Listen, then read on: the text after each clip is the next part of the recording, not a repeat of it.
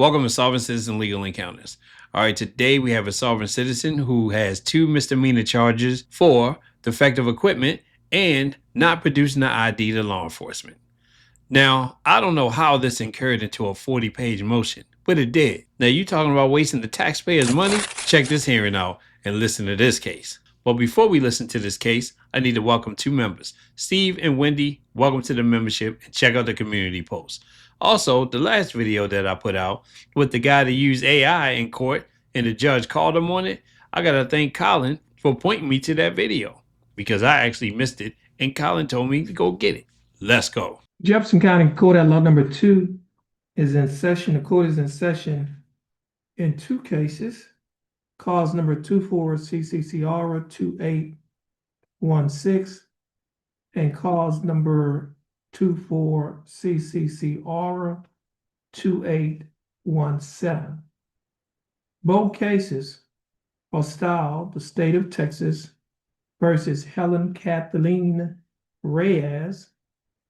And we have Ms. Reyes, who is present in court.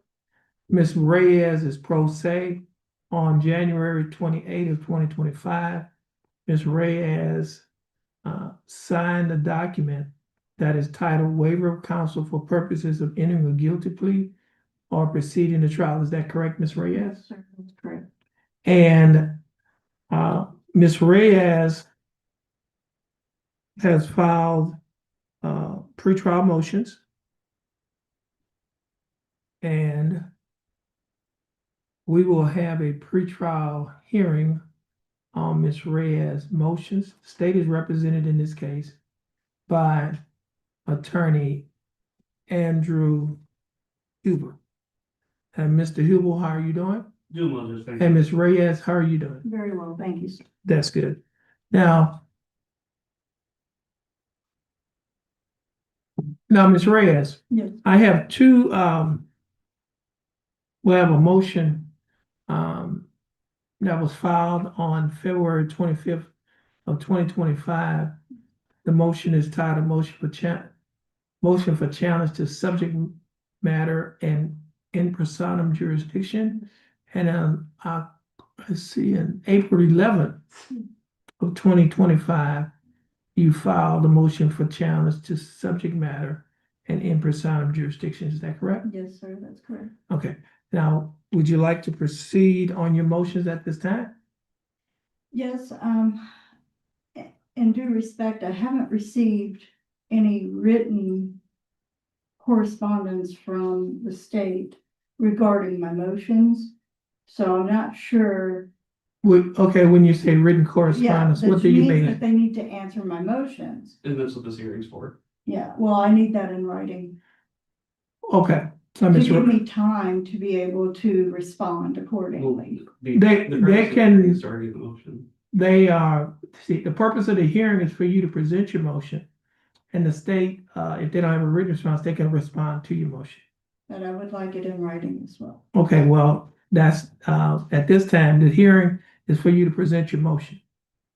Okay, so so at this time, you can go ahead and present your motion. This is the time to grab something and take a seat because she's going to be talking for quite some time. So at this time, my motion is that comes now Helen K. Reyes, in propria persona and defendant in error in this matter, and I assert the following: that the appellant defendant Helen K. Reyes in error asserts all her unalienable rights, privileges, immunities at natural law, common law, and maritime law, and all her commercial rights relevant to the state. At this time, the defendant objects to and does not consent to any assignment or any referral of this case in any part to any decision maker other than a duly elected or properly appointed judicial officer exercising full authority of a municipal court judge or county court judge, and who has an active and current oath of office on file. Now, I object to the use of unpublished cases and a reference to materials not publicly accessible. As far as my motion, of course, I do have my table of contents, such as my motion for subject matter jurisdiction challenge, assertion of rights, objection to non-judicial decision-making, objection to use of private law, legal basis for granting challenge to subject matter jurisdiction, multiple grounds of judicial and prosecutorial misconduct and errors, open act of sedition, constitutions do not apply, judgment is not consistent with existing law, no such offense defined within Texas law, and statutes do not require two simultaneously functioning headlamps or define any such offense. So in my previous case, the judge refused to allow the defendant to address my constitutional challenge to certain provisions of Texas Penal Code at 38.02 and Texas Transportation Code. There was no certified transcript provided.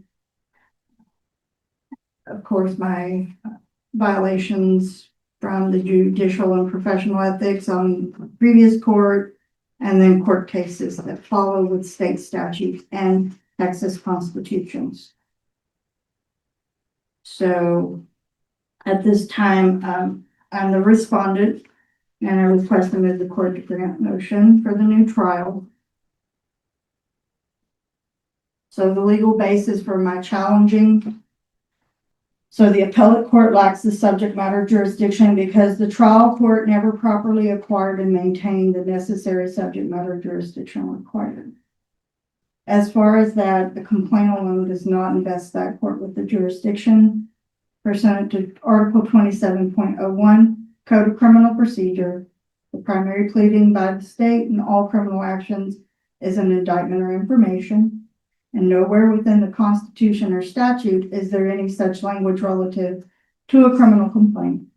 It is an inarguable that at Article 27.01 Code of Criminal Procedure, unlike the current judicial interpretation of Article 45.018, is constitutionally and legally consistent with the Texas Constitution, Article 5, Section 12B, Clause 4, relative to indictments and informations being the only primary pleading of the state that invests a court with jurisdiction of cause. Nowhere within the Texas Constitution or codified law, which would be constitutionally invalid if it existed, is there language that refers to a criminal complaint as a primary pleading and a criminal action on the part of the state or as an instrument that invests the court with jurisdiction of the cause. In short, neither the original writers of our state constitution nor the Texas legislature ever considered an unsworn criminal complaint as being such an instrument.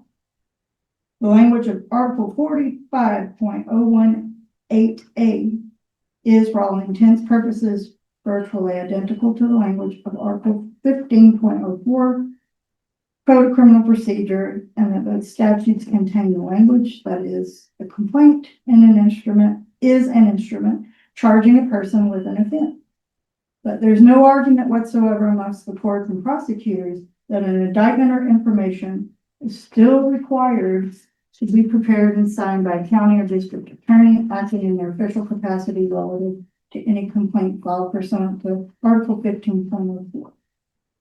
The only essential difference between Articles 15.04 and 45.018 of the criminal procedure is the unconstitutional interpretation of Article 45.018A that allows for a criminal complaint to be used as a total replacement for the constitutionally and statutorily mandated information or indictment, and the utterly illogical and incorrect belief that a complaint can invest a court with jurisdiction entirely on its own, despite the specific requirements mandated by the Texas Constitution.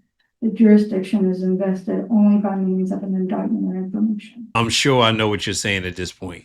It sounds like she's reading something as an announcement and just telling it to someone in the public. This unconstitutional and illegal interpretation of Article 45.018A Code of Criminal Procedure was fabricated out of thin air entirely by judicial fiat and the prohibited act of legislating from the bench. Meanwhile, the interpretation of Article 15.04 Code of Criminal Procedure has more or less been correctly and consistently read and applied in compliance with the requirements set forth. Article 5, Section 12B, Clause 4, Texas Constitution, and Article 27.01 Code of Criminal Procedure. Therefore, defendant asserts and alludes that the obvious reason that such is the case is so the legislature and the courts can knowingly and willfully engage in the unconstitutional and illegal acts listed later in the section of this document. And they do so to the utter disregard and detriment of the due process rights of those who stand accused of any Class C felony offenses. Pursuant to Texas Constitution or 5 Section 12B Clause 4, an indictment or information invests a court with jurisdiction of the cause. Nowhere within the Texas Constitution does the term complaint even appear. The closest possible reference would be that of a sworn statement or affidavit, which a criminal complaint most certainly is not, considering that a criminal complaint in Texas fails the legal definition of what sworn actually means, which requires that a person with firsthand knowledge be the one signing the instrument and that they are doing so under penalty of perjury or punishment from some higher authority. However, in the state of Texas, a criminal complaint is not required to be sworn, which means the instrument must bear a proper juror, stating that it is being signed under penalty of perjury by a competent fact witness as the affiant. In order to avoid the penalty of perjury or punishment by a higher authority, the signatory of a sworn instrument must have competent first-hand knowledge of the facts alleged in the instrument being signed and know that the facts are really true and correct. In contrast, criminal complaints are signed using nothing more than a statement. I have reason to believe and do believe, which is an extrajudicial oath carrying no penalty for being made falsely. It is not a judicial oath made under penalty of perjury or of other punishment for a higher authority or the eyes of God when attesting that the statements and allegations are actually true. The former oath is based merely upon someone's unsubstantiated belief or outright hearsay. Something illegal may have occurred at some previous point in time. While the reasoning for not requiring that a criminal complaint be filed by a person with first-hand knowledge is both understandable and worthwhile, to at least initiate an investigation into the matter alleged, such reasoning cannot be the basis for ignoring constitutional due process requirements for protecting the rights of those being accused, no matter how beneficial its actual intent, especially when the only complainant and supposed victim is an officer or employee of the government itself in some quasi-criminal jurisdiction and proceeding that no constitutional or statutory language ever created or even recognizes as being a valid sound jurisdiction. There's a very real legal difference between signing an official government document based upon I have reason to believe and do believe the facts asserted herein are true and correct, versus I certify under penalty of perjury or other form of punishment if the facts asserted herein are true and correct. And the latter carries a heavy penalty against the signatory for making false statements and allegations, while the former offers absolutely no protection whatsoever from false allegations to the person being accused. This is violative of yet another basic principle of substantiative procedural due process, that it is actually required by Texas law that an independent judicial determination of probable cause be made that is based upon the presentation of actual facts and supporting evidence, not mere belief. And that protection is being set aside and ignored as an inconvenience to the injustice system whenever a criminal complaint alone is allowed to be used as a charging instrument that invests jurisdiction in the court.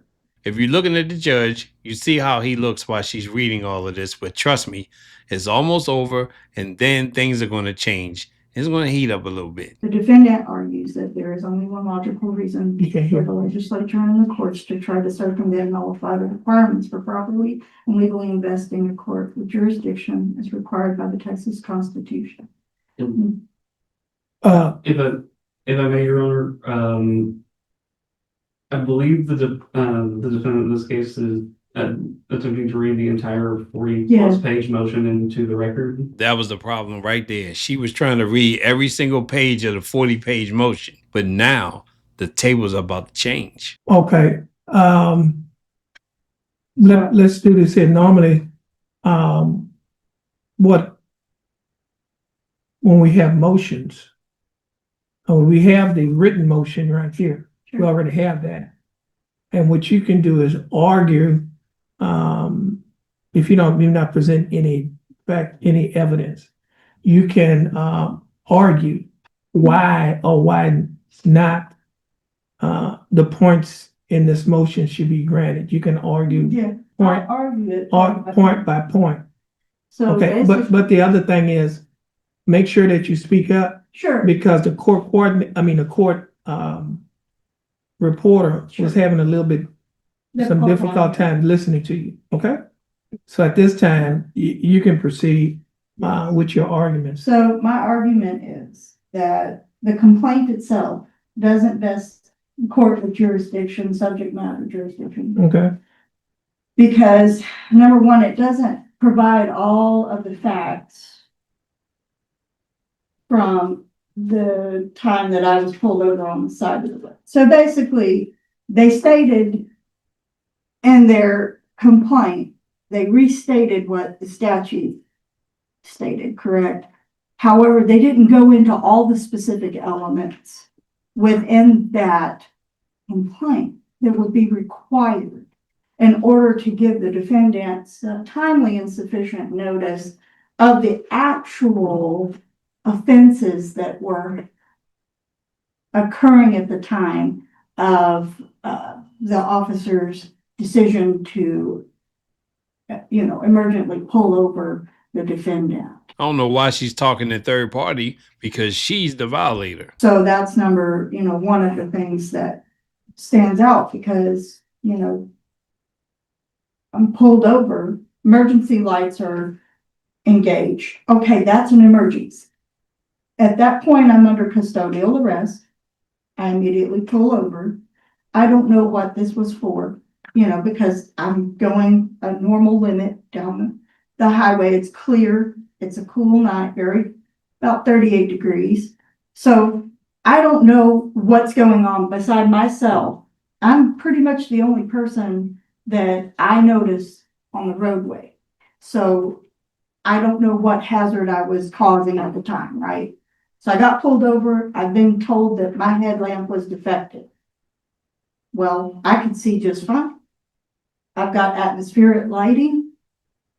How could the cop see my car if my lighting was defective? Because apparently there was enough light to see my car. So his complaint is unsubstantiated okay. on that point. I don't think I've ever heard the statute stretch that far before. Okay, now let me do this. Sure. To that point, Mr. Huber, do you have a response? Yes, Your Honor. Just first taking, I think there are several points made here. The first one being to subject matter jurisdiction. And generally, municipal courts have jurisdiction over offenses involving Class C cases. And contrary to Ms. Reyes' argument, complaints do vest jurisdiction in municipal court in these kinds of cases. They're not, as she asserts, a concoction of the legal system to circumvent one's rights. And in this case, the complaints do articulate with sufficient detail the offenses at hand. The one being defective headlight, and the other being a failure ID. And if the court would like, I can read into the record specifically what the complaints state in those cases. See, in regards to the headlight case, it states that on or about January 28th to 2024, did then there unlawfully drive and operate a motor vehicle upon a public roadway to wit Magnolia Avenue as intersection with 12th Street, therein situated during a time at least one half hour after sunset and at least 1/2 hour before sunrise, or when light was insufficient or atmospheric conditions were unfavorable so that a person or a vehicle on the street was not clearly discernible at 1,000 feet away. without having at the front of said motor vehicle at least 2 lighted headlamps, one on each side of said motor vehicle, mounted at a height of 24 to 54 inches, contrary to sections 547.302 AC, 547.321, and 541.4015 of the Texas Transportation Code. That complaint is very specific about the conduct in which Ms. Reyes is being charged with, and in the statement in this complaint was signed, sworn, and subscribed to May 31st of 2024 through information provided by the arresting officer or the stopping officer in this case. Okay. And then in regards to the failure to ID case, similarly, it states on January 28th, 2024, that the defendant was operating a motor vehicle and was lawfully detained by a peace officer for an alleged offense of a law and failed to provide or display defendant's driver's license on the officer's request for the license, and intentionally refused to give defendant's name, driver's license number, residence address, or date of birth to peace officer on the officer's request for that information, contrary to section 38.02 of the Texas Penal Code. So both complaints in this case are articulate very specifically the conduct that she's charged with. Furthermore, what the defendant prays for in this motion is for a new trial, and that's exactly what she's getting here. She's appealed the case to this level, and at this point will be given a trial de novo on this case. So the court below did have subject matter jurisdiction. The complaint did best such jurisdiction in the municipal court. The complaints are valid and articulate the necessary facts in this case to relay that information to Ms. Reyes, and what she's praying for in this case she already has. Now, Ms. Reyes, your next point. Well, we need to get back to this point because there's elements there that I can argue. Number one, do you have my motions for a set aside complaint for defective equipment headlamp that were provided to the lower court per section 45.018? I have the two motions that you submitted. No, we need that from their court. So they denied me due process, and that's a violation of not providing all elements of the case that were argued, including the objections that I made within these original motions. So you don't have these motions, which clearly and articulately argue those facts that you have there at hand. And So- you say arguing facts. No, and I mean, we're I- discussing the fact of Arguing facts is the purpose of trial. Okay, hold on a minute. I told you it was going to heat up a bit. Now, in the hearing, each side is allowed to argue their point. Mhm. And then while one side is arguing the point, the other side will has to remain quiet, and they'll get an opportunity for what we call a rebuttal argument. Okay, so, and the other reason why I'm saying that is because, we have a court reporter here, Shoot. and she can't type down when everybody's talking at the same time. So that's part of the problem. Now, Ms. Reyes, motions that you filed in that court was filed in that court. You would have to file motions in this court if you want those motions to be heard. The lower court is required to bring up the motions and the objections. Okay, but that was that you getting a whole new trial, right? They still have to provide Okay. you with all elements, and there's nothing within the Texas Code of Criminal Procedure or the Texas Appellate Procedure that exempts them from providing all elements argued at the time of that trial. Now, I would imagine that it is a lower court, a municipal court, is not a court of record. That is correct, Your Honor. Again, they would still be a court of record. Nothing exempts them from bringing up the record. There's nothing within codified anywhere that exempts them. There's no requirement for municipal courts to keep a record, and the statutes already contemplate that. In that specifically in an appeal, a trial de novo is granted for municipal courts that do not keep a record. specifically in Article 45A.202, appeal.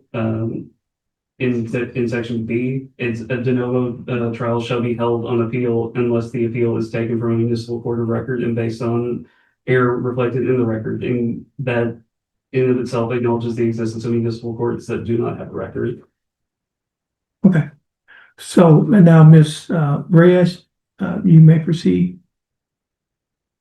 So again, there's nothing exempting the lower court from providing the objections that I made at their trial. I requested a trial de novo because the way they ruled is not according to what is required by law. They did not hear any of the facts in my case at all. All they did was just deny my motions outright. They did not read my motions. They didn't provide me with any motions hearing as to the facts of the law that I have laid out for them. And I did a meticulous and analytical review of each element within their complaint.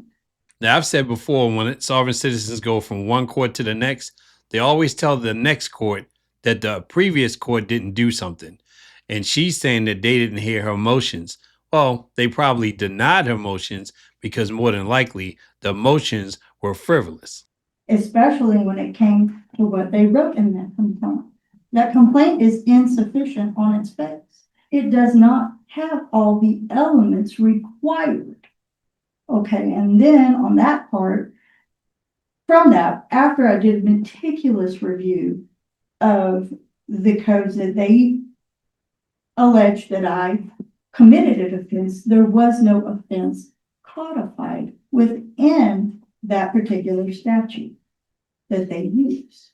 And I have that here in my motions that I filed with them, which they should have brought up, because that is a violation of due process. Anytime anything's done in writing with the court, it still vests them with a responsibility to protect the due process of the defendant. And that was not done. So you won't know what to argue other than what's on their face. And it's not all the elements. You still have other elements within that have to be met. Okay, so I did a meticulous review of that. It's right here in my motions that I did provide that court. And everything in that complaint is not stated. It does not provide all the elements. So that's my argument. Okay. Now, Ms. Reyes, Yes. is that your final point, or do you have another point in your paper that you will be arguing? Well, other than the simple review of what the statute, I mean, the primary and general rule of the statutory construction is the intent was the lawmaker found to be in that language. And so,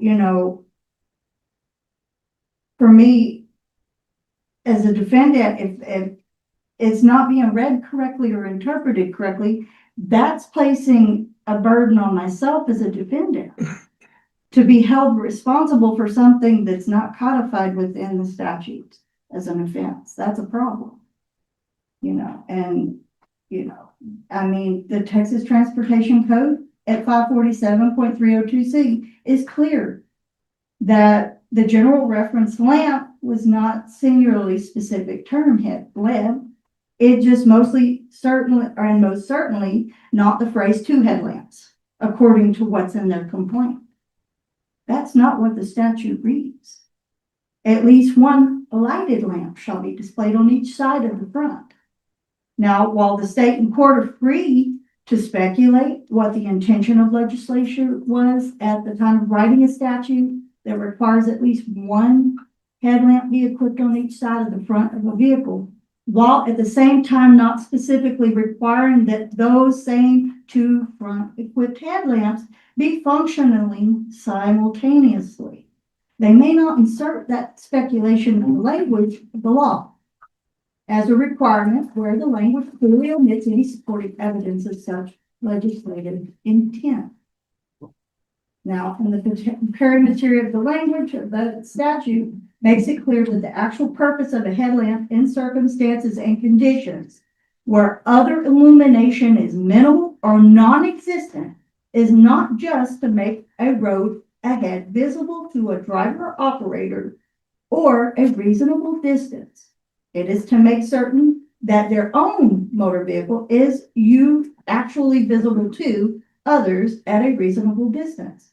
And it is inarguable that the defendant's private automobile certainly was readily visible to the arresting officer at a reasonable distance, as demonstrated by officers' actions in stopping and seizing defendant on and her property without a warrant or reasonable articulable suspicion or probable cause.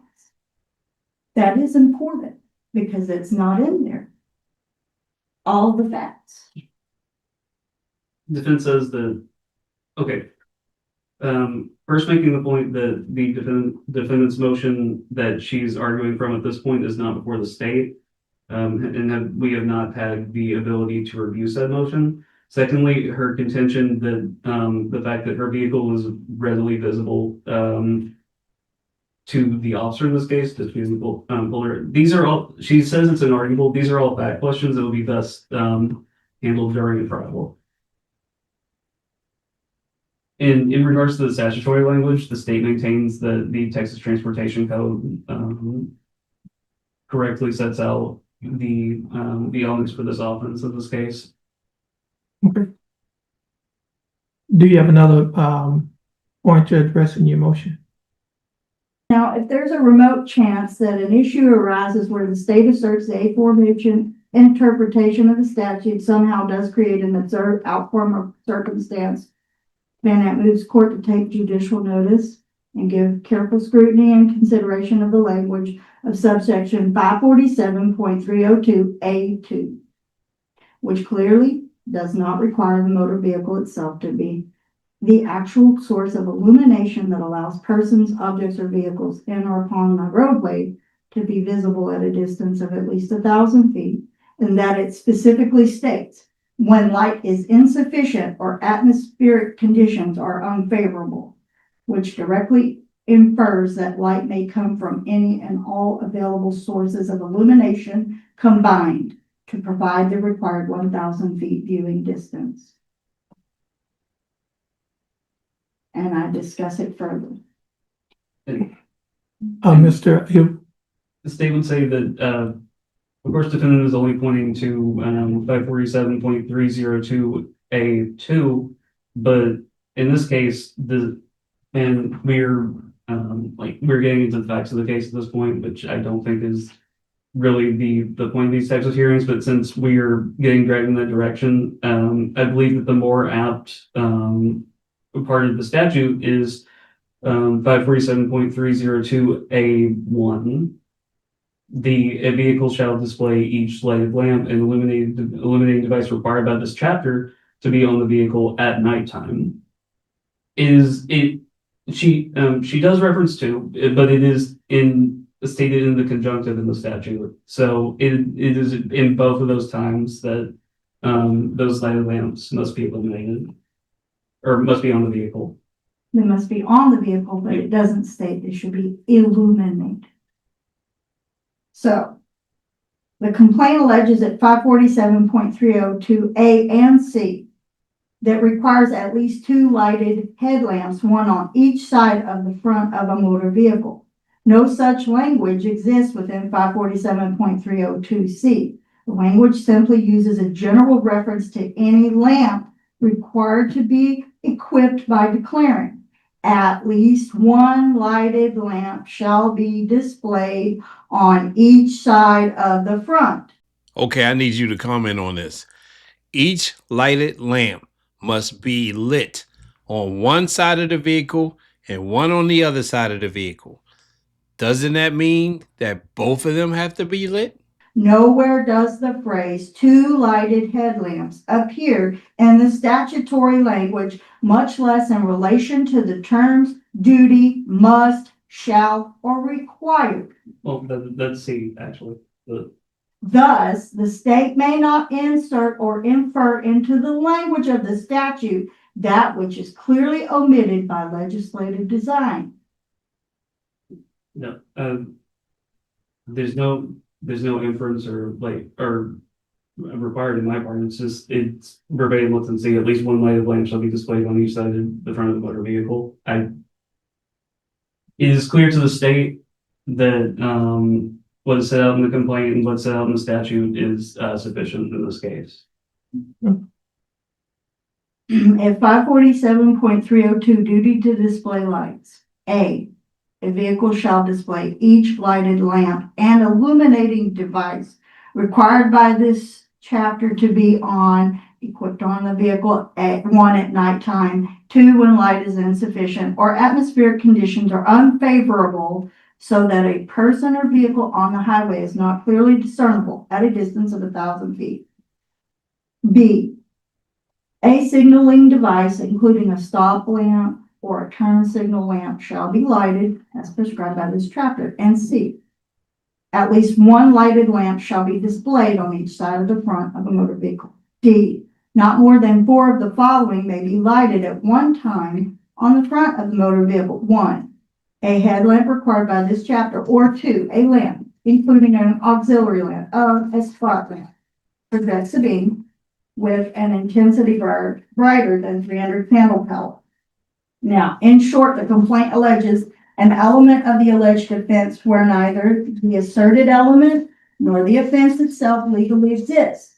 Thus, neither can be legitimately asserted or proven in a court of law or invest the court with jurisdiction of such a cause. It is axiomatic that a court cannot legitimately acquire subject matter jurisdiction of an alleged criminal offense that is not defined by and does not exist within any statute as pursuant to Article 45.019A4.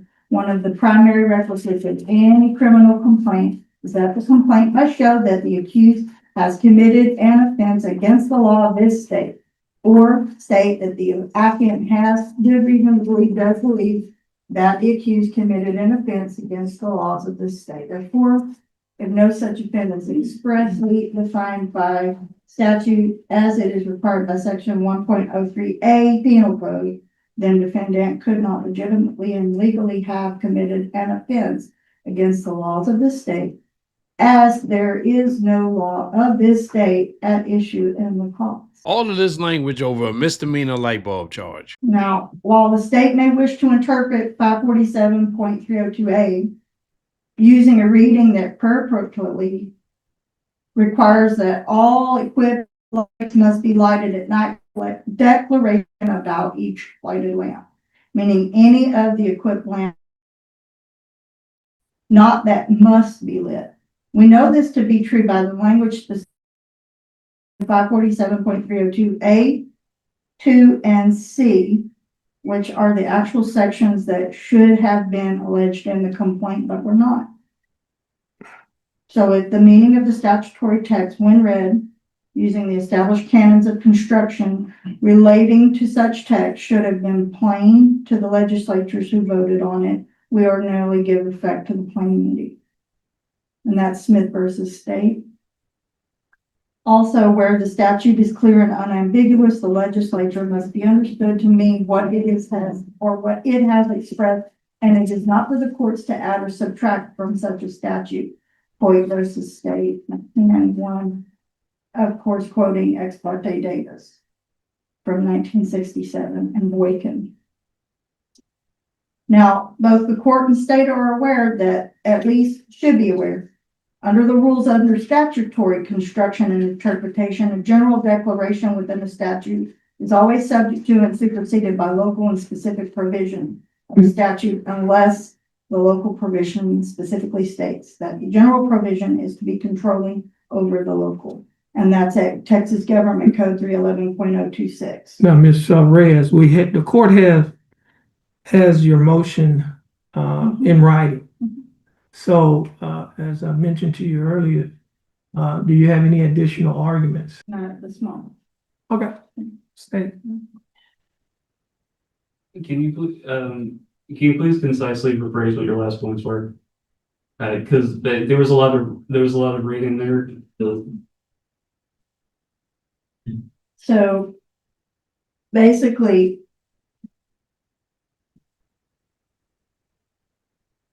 So what I was talking about at 547.302C.